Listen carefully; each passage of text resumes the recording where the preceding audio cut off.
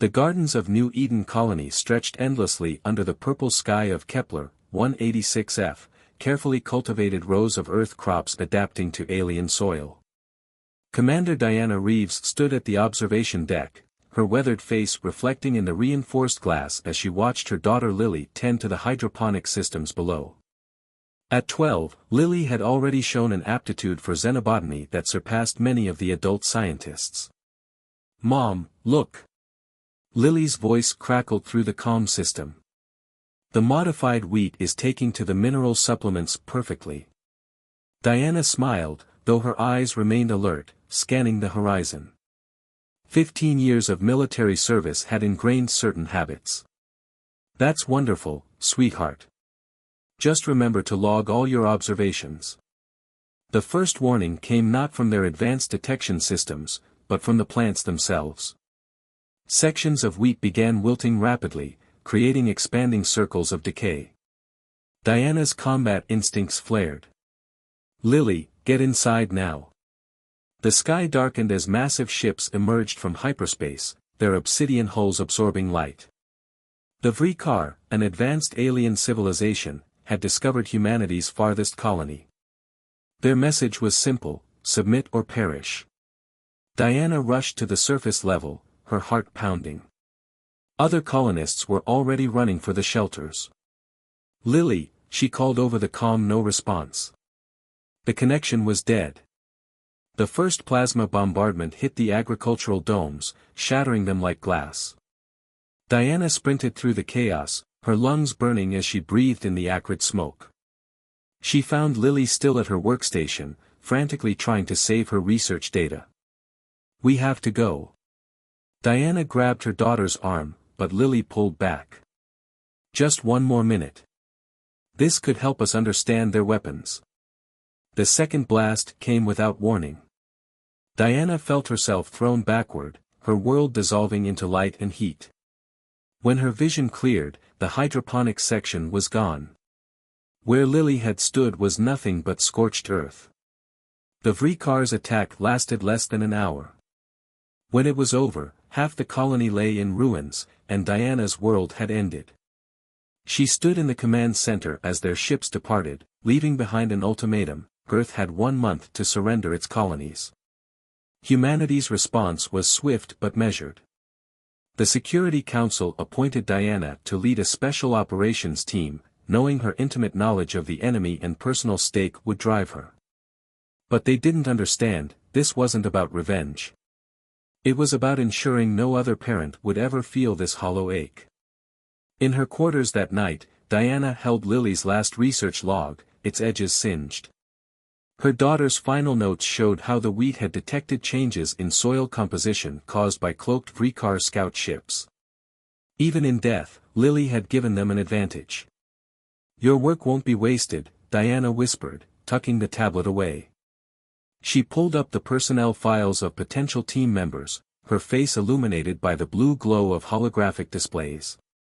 The Vrikar thought they had struck fear into humanity's heart. Instead, they had awakened something far more dangerous, hope born of desperation.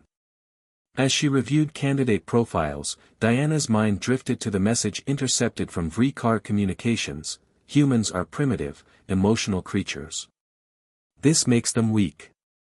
She allowed herself a grim smile. They would learn how wrong they were. The next morning, Diana stood before the Security Council, her voice steady as she outlined her plan. "The Vrikar expect us to either cower or launch a foolish frontal assault. We'll do neither. Instead, we'll hit them where they least expect it, using their own arrogance against them." The Council approved her proposal unanimously. Operation Ghost Protocol was born, and with it, humanity's best chance for survival. Diana looked out at the Earth below, its blue expanse peaceful from orbit. Somewhere out there, the Vrikar were preparing their invasion fleet, confident in their superiority. "They think they know war," Diana murmured, her fingers brushing against Lily's tablet in her pocket. "It's time they learned what humanity is capable of when we have nothing left to lose." The underground facility on Mars buzzed with controlled chaos as Diana assembled her team. First to arrive was Marcus Blackwood, a former deep space reconnaissance expert whose encounters with the Vrikar had left him with a synthetic arm and an unshakable determination. His dark eyes held a quiet intensity as he reviewed the mission parameters. Their defense systems are unlike anything we've encountered, Marcus noted, manipulating a holographic display of Vrikar ship schematics. But every technology has its blind spots. Reyna Patel joined them next, her reputation as Earth's foremost expert in alien computer systems preceded only by her string of successful infiltrations into supposedly impenetrable networks. Her fingers danced across multiple screens as she dissected intercepted Vrikar transmissions. Their encryption is complex, Reyna muttered, but it follows patterns. Mathematical signatures we can exploit. The team's combat specialist, Viktor Petrov, arrived with an arsenal of prototype weapons. His scarred face betrayed years of frontline experience against various alien threats. Standard tactics won't work against their armor, he demonstrated, showing the team a modified plasma rifle. We'll need to get creative. Last came Dr. James Sullivan, xenobiologist and former civilian consultant whose family had been on one of the first colonies hit. His expertise would be crucial in understanding their enemies' biological weaknesses. The Vrikar evolved in high-gravity environments, he explained. It affects everything from their reaction times to their tactical thinking. Diana watched her team work, each member driven by personal loss yet focused on the mission. They had 3 weeks until the Vrikar deadline. 3 weeks to turn the hunters into the hunted. Their first mistake was assuming we'd break, Diana addressed the team. Their second was giving us time to prepare. We're not just fighting for survival anymore, we're fighting for everyone they've taken from us. The plan took shape over sleepless nights. Using Lily's research, they developed sensors that could detect Vrikar cloaking technology. Reyna discovered vulnerabilities in their communication protocols, creating ghost signals that could mask human movements. Marcus identified a pattern in Vrikar patrol routes, their mathematical precision making them predictable to those who knew where to look. Victor's weapons were calibrated to exploit weaknesses in their armor's energy distribution. We strike their forward command post first, Diana outlined, pointing to a holographic map. It's their eyes and ears for the invasion. Take it out, and their fleet will be flying blind. The team trained relentlessly in simulated environments, learning to move and think like their enemy. They studied Vrikar biology, culture, and technology until they could anticipate their reactions. But it was Dr. Sullivan's discovery that gave them their biggest advantage. Their hierarchical society is their weakness, he revealed. Take out their leadership, and their rigid command structure will collapse. As the deadline approached, Diana received word that other colonies were falling. The Vrikar were getting bolder, more brutal. They needed to act soon. The night before deployment, Diana found Marcus in the training room, running combat simulations. "Can't sleep?" she asked. "Just making sure we're ready," he replied, his synthetic arm glowing faintly. "They never expected us to fight back, did they?" "No," Diana agreed, watching the simulation play out. "They thought fear would control us. Instead, it gave us purpose." The next morning, as they boarded their stealth ship, Diana touched the tablet in her pocket one last time. The Vrikar had started this war thinking humanity would be an easy conquest. They were about to learn the cost of their arrogance. The Vrikar forward command post orbited a dead moon, its crystalline structure reflecting the light of distant stars. Inside their stealth ship, Diana's team made final preparations. Reyna's fingers flew across holographic controls, implementing the ghost protocols that would mask their approach. "Their outer defense grid is active," Marcus reported, his synthetic arm interfacing directly with the ship's sensors. Counting 16 patrol vessels, all following standard formations. Victor checked his modified weapons one last time. "Remember, we'll only have one shot at their shield generators. After that, they'll adapt." The insertion went exactly as planned, almost too perfectly. Their ship slipped through the patrol grid, Reyna's ghost signals making them appear as nothing more than background radiation. Dr. Sullivan monitored Vrekar life signs, ensuring they remained undetected. "Something's wrong," Diana muttered as they approached the docking bay. "Their security is too predictable." Years of combat experience had taught her to trust her instincts. They breached the outer hull using electromagnetic charges designed to mimic micrometeorite impacts. As they entered the station, the artificial gravity shifted, nearly throwing them off balance. Dr. Sullivan's research proved invaluable, they'd trained for the higher gravity environment. "Control room is 2 levels up," Reyna whispered, consulting her digital overlay. "But I'm detecting unusual power fluctuations." They encountered their first Vrekar patrol in a curved corridor. The aliens were tall, their iridescent armor reflecting the station's pale light. Victor's modified weapons proved their worth. The plasma bolts bypassed the aliens' shields, finding gaps in their armor's energy distribution. But Diana's unease grew. These aren't elite guards. They're standard troops. The Vrekar weren't known for leaving their command posts lightly defended. They reached the control room to find it nearly deserted. Reyna immediately began accessing the main computer, while Marcus secured the perimeter. "Diana," Reyna called, her voice tense. "These aren't just command protocols. They're transmitting massive data packets somewhere." Dr. Sullivan analyzed the station's biological readings. "The environmental systems are running at full capacity, but I'm only detecting a fraction of the expected life signs." Diana's blood ran cold as realization struck. It's a trap. They're not just preparing for invasion, they're gathering intelligence on our response capabilities. Alarms blared as hidden compartments in the walls slid open, revealing automated defense systems. "They wanted us to reach the control room," Marcus shouted, his synthetic arm transforming into a shield. "Reyna, forget the data, upload the virus." Diana ordered, taking cover as energy beams crisscrossed the room. Victor's return fire kept the automated turrets at bay while Dr. Sullivan worked to override the environmental controls.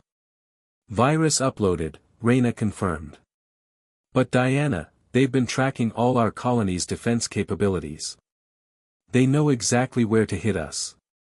The station shuddered as additional Vrekar ships emerged from hyperspace. "Plan B," Diana commanded.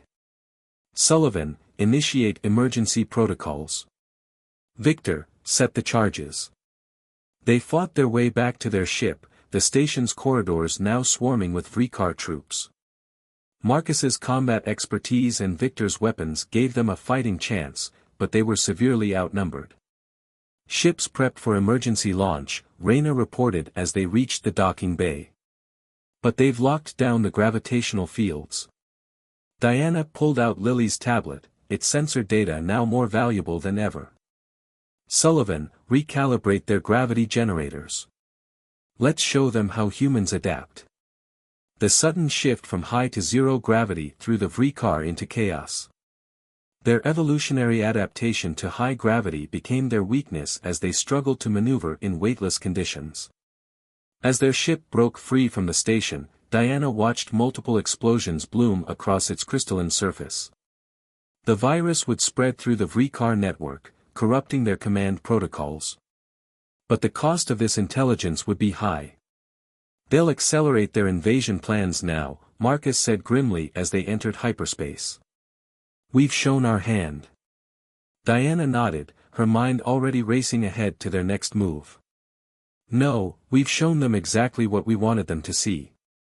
They think they know our capabilities now. That's their third mistake." The real war was about to begin, and this time, humanity would be ready. The war room aboard Earth's orbital defense station hummed with tension as Diana's team analyzed the data from their raid. Holographic displays showed Vrekar fleet movements, their ships converging on key human colonies faster than predicted. "They're not following their usual attack patterns," Marcus observed, his synthetic arm projecting additional tactical overlays. "They're adapting." Reyna hadn't slept in days, her eyes rimmed red as she decoded intercepted transmissions. Their command structure is shifting. They're decentralizing their operations to counter our virus. But not fast enough, Dr. Sullivan interjected, pointing to biological readings. Their troops are showing signs of stress. The rapid deployment is taking its toll. Diana studied the tactical display, noting how the Vrikar's movements had become almost desperate. They're afraid, she realized. Not of our weapons or tactics, but of our unpredictability. Victor entered with fresh intel from the front lines. Their latest attacks are brutal but inefficient. They're expending resources at an unsustainable rate. The team's mission had revealed an unexpected truth: the Vrikar's supposed superiority was built on rigid protocols and overwhelming force. When faced with an enemy that refused to break, their precision became predictable, their strength turned to weakness. Their high command must be coordinating from here. Diana highlighted a sector deep in Vrikar space. The energy signatures match what we saw at the forward post, but magnified. It's their sanctuary, Reyna confirmed. Their most heavily defended position. We'd never reach it. Unless they let us in. Diana's words silenced the room. She pulled up footage from their raid, showing how the Vrikar had tracked their every move. They're so focused on gathering intelligence about our capabilities that they've exposed their own patterns. The plan they formed was audacious to the point of insanity. Using modified Vrikar tech salvaged from destroyed ships, they would present themselves as the perfect target, a desperate human strike force attempting to protect their remaining colonies. Dr. Sullivan's analysis of Vrikar psychology proved crucial. They won't be able to resist the opportunity to capture and study our apparent last resort weapons. The next 48 hours were a blur of preparation. Victor modified their ship's systems to emit false energy signatures that would attract Vrikar attention. Marcus programmed combat scenarios that would make their ship appear damaged but dangerous. Reyna's work was the most crucial, and the most dangerous. She had to make their ship's defense systems appear simultaneously advanced enough to interest the Vrikar, yet vulnerable enough to capture. The bait was set. As they approached Vrikar space, alarms blared across their ship. Multiple contacts, Marcus reported. Heavy cruisers, closing fast. Hold position, Diana commanded. Let them think we're trapped. The Vrikar ships surrounded them, their weapons charged but not firing. A transmission cut through their comms, the alien language translated by their systems: surrender your vessel or be destroyed. Diana gave the signal. Reyna initiated their modified systems, making their ship appear to malfunction under the strain of advanced weapons. They're scanning us, she reported. Taking the bait. Instead of destroying their ship, the Vrikar deployed a massive gravity well, drawing them toward their command center. They want our technology intact, Dr. Sullivan observed.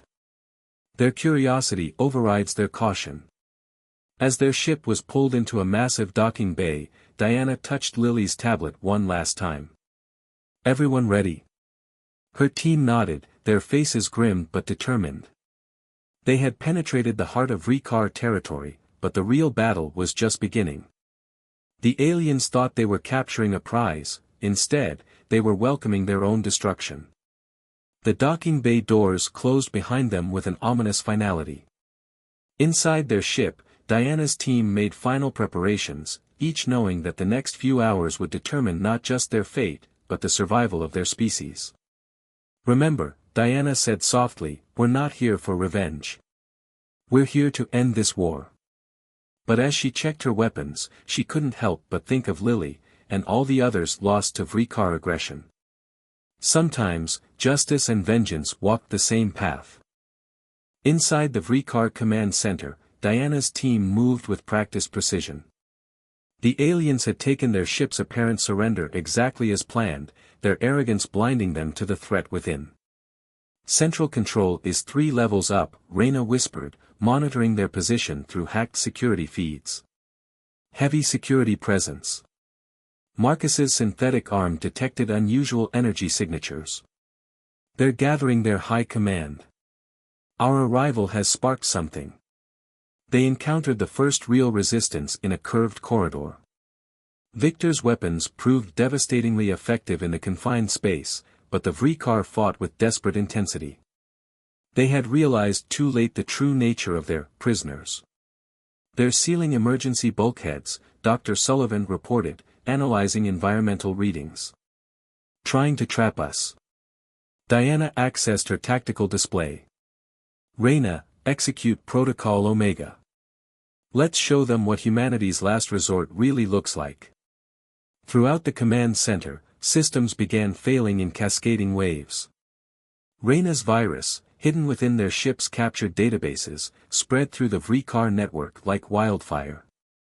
Security fields collapsed. Communication channels dissolved into chaos. High command detected, Marcus announced. They're gathering in the central chamber. But something's wrong, their energy readings are off the charts. They breached the chamber doors to find the Vrikar High Command waiting. The alien leaders stood tall, their ceremonial armor pulsing with energy. Behind them, a massive quantum computer core hummed with impossible power. You believe you understand war, the High Commander's translated voice filled the chamber. You are children playing with forces beyond your comprehension. The quantum core flared, and reality itself seemed to bend. The Vrikar had one final weapon, the ability to manipulate local spacetime. Now, Sullivan. Diana commanded. Dr. Sullivan activated Lily's modified sensors, their frequencies matching the quantum fluctuations.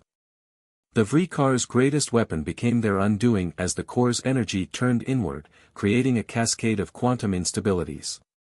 Your fatal mistake, Diana addressed the High Commander as their world began to unravel, was thinking that humanity's emotions made us weak. They make us strong. The battle that followed was chaos incarnate. Victor's weapons found their marks as Marcus provided covering fire. Reyna worked furiously to contain the quantum cascade while Dr. Sullivan monitored the deteriorating environmental systems. Diana faced the High Commander directly, their combat a dance of desperate precision. The alien leaders' enhanced strength met human determination, technology clashing against raw survival instinct. Your species will be forgotten, the High Commander hissed, landing a devastating blow. Diana smiled through bloodied lips. No. We'll be remembered as the ones who showed you the true cost of underestimating humanity. Her final strike pierced the commander's armor just as the quantum core reached critical mass. The Vrikar leadership fell, their rigid hierarchy shattered along with their illusion of superiority. 5 minutes until total system collapse, Reyna reported. The quantum cascade will take the entire command structure with it. They fought their way back to their ship through waves of disorganized resistance. Without their central command, the Vrikar troops fell into chaos, their carefully coordinated strategies dissolving into panic. As they broke free from the massive structure, Diana watched the quantum cascade begin its final phase. The command center imploded, taking with it the heart of the Vrikar war machine. In the aftermath, humanity began to rebuild. The remaining Vrikar forces, cut off from their leadership and facing an enemy they finally understood, retreated to the edges of known space. Diana stood in the rebuilt gardens of New Eden Colony, watching Earth children play among alien flowers. She held Lily's tablet, its screen displaying the final data that had helped save their species. We did it, sweetheart, she whispered. We showed them what humanity is capable of. Marcus joined her, his synthetic arm gleaming in the alien sunlight. The latest reports show no Vrikar activity in monitored space. They've learned their lesson. Diana nodded, her eyes on the horizon where new colonies were already taking shape. The Vrikar had sought to break humanity's spirit. Instead, they had forged it stronger than ever. They thought fear would destroy us, she said quietly. They never understood that fear gives us courage, loss gives us strength, and love gives us purpose. Above them, the purple sky stretched endlessly, no longer a reminder of alien threats but a promise of humanity's resilience. They had faced extinction and emerged stronger, their spirit unbroken, their future unlimited. The galaxy would remember this, never mistake humanity's emotions for weakness. They are our greatest strength.